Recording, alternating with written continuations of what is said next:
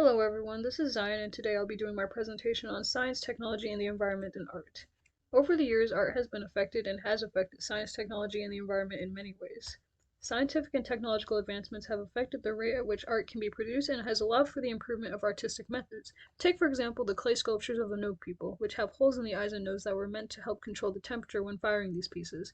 Another example would be the mass production of Josiah Wedgwood's Queensware kitchenware, which is depicted on the right in the 18th century. Artists have also utilized art in order to express their fascination for these scientific and technological advancements. J.M.W. Turner's Rain, Steam, and Speed, the Great Western Railway piece, for example, depicts a train racing towards the viewer on a bridge, the blurriness of the subject exhibiting the idea of speed and motion which force the viewer to focus on the background rather than on the subject. As these advancements have led to industrial growth, which in turn has created issues for the environment, artists have also found ways to capture both the remaining beauty and the destruction of the environment. Take, for example, Joseph Pennell's Pittsburgh piece to the left, which depicts the severe pollution in the city of Pittsburgh in early 20th century. In contrast, pieces such as Albert Bierstadt's The Rocky Mountains Landers Peak have inspired further exploration of the environment. For this research assignment, I chose to analyze 4 artworks that were provided in the textbook. This first one is titled Triple Island by Mary Mattingly. It is a self-sustaining contemporary architectural piece located on a barren stretch of waterfront in Manhattan that became a dumping ground for destroyed vehicles after Hurricane Sandy in 2012.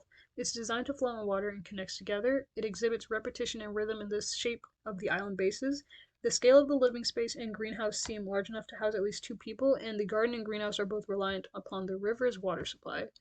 The second one is titled Stone Number 2. It is by Don Gray and is one of a series of stones Gray painted at the Grand Ronde Valley in northeastern Oregon. It is one of Gray's more realistic works. He makes both abstract and semi-realistic pieces, and it utilizes chiaroscuro to make the subject more lifelike. It also uses complementary colors and overlapping to symbolize how the stones connect the past to the present and create a sense of space, three-dimensionality, or depth. This third piece is titled Steamboat on the Ohio. It is by Thomas Anschutz. It is an oil painting depicting a scene along the Ohio River in the late 19th century, and it utilizes parallels, chiaroscuro, atmospheric perspective, and both dark, neutral, and vibrant colors to create the idea of change and draw attention to the focal points, the steamboat and the factory, or what they represent, industrial growth. This last piece is titled The Rocky Mountains Landers Peak and is by Albert Bierstadt. It is a painting of a sketch Bierstadt made during the Landers expedition in the mid-19th century.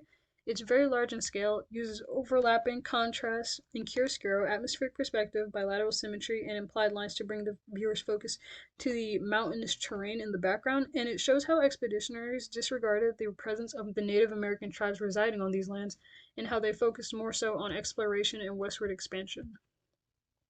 Although these pieces shown today heavily touched more so on the environment aspect of the theme, it can also be implied that technology and science also help to inspire or create the destruction that these pieces inspired. Despite this, people such as Mattingly have used technological and scientific advancements to invent things to counter this destruction.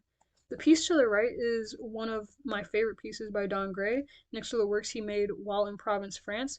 It uses implied lines created by the rocks and stream to draw the viewer's eyes inward and the boldness of colors bring more life to the nature it depicts.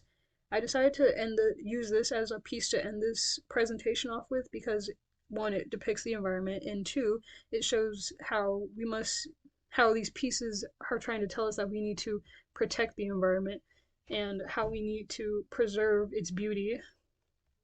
Thank you, and here are my sources.